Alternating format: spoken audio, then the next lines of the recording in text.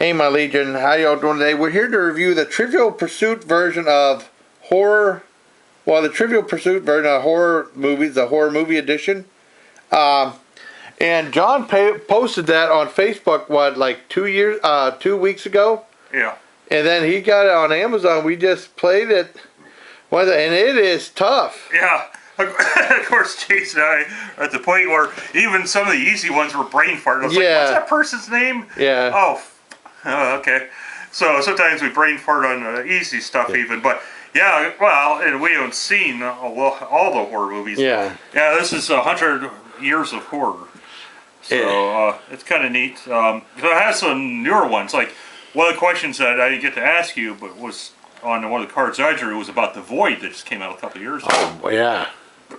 So it's pretty relevant. And was it one Train to Busan or whatever?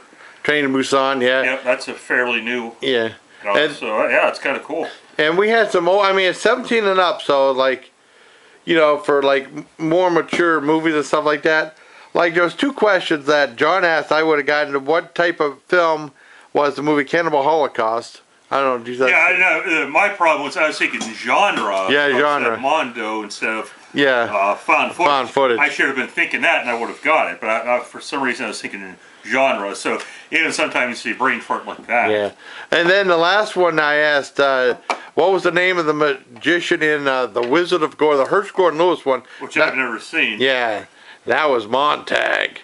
It's so overacted. I love the original Wizard of Gore. The remake, Christopher Glover, sucked and was boring. I love the original one. My dad was saying, like, I told him about the movie. He was saying, like, Henry Youngman said he didn't like when movies got gruesome or nudity and stuff like that.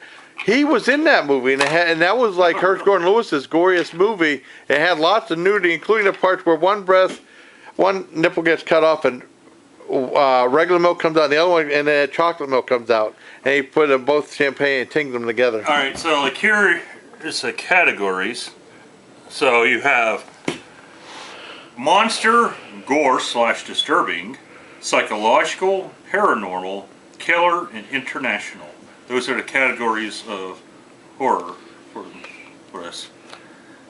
See, it's been a long time since I played the regular game, so I was surprised just to get this little box. I'm like, wait, this is a big board game? Big board game now. So this is different. You just roll a dice and ask questions, and I guess if you win, you take the card, and the first to collect 6 cards wins.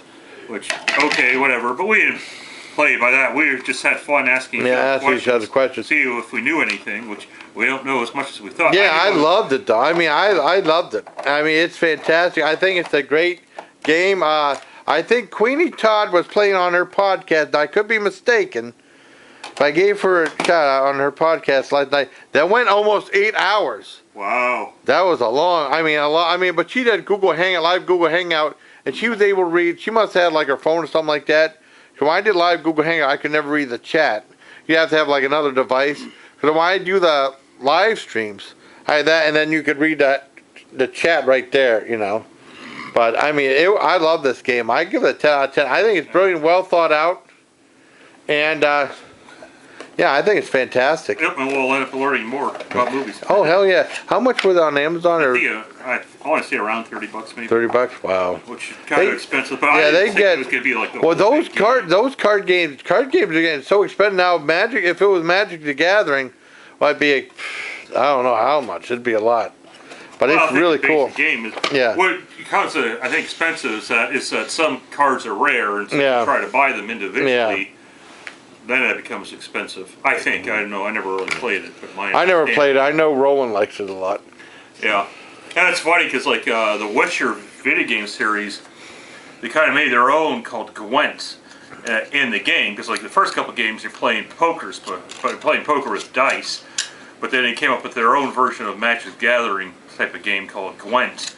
I guess it's really popular enough that they made their own game called Gwent, computer game based. But I don't care. I don't play that stuff. So even the video games, I skip over some of the stuff because you do, a bunch of fisticuff stuff, and I don't care about that, or card. I did a little bit of poker, but I don't really care. I just want to slay a bunch of beasties. Oh, I don't blame you. I think Leather and Jade would like this game too, but it's a tough game. It's really tough.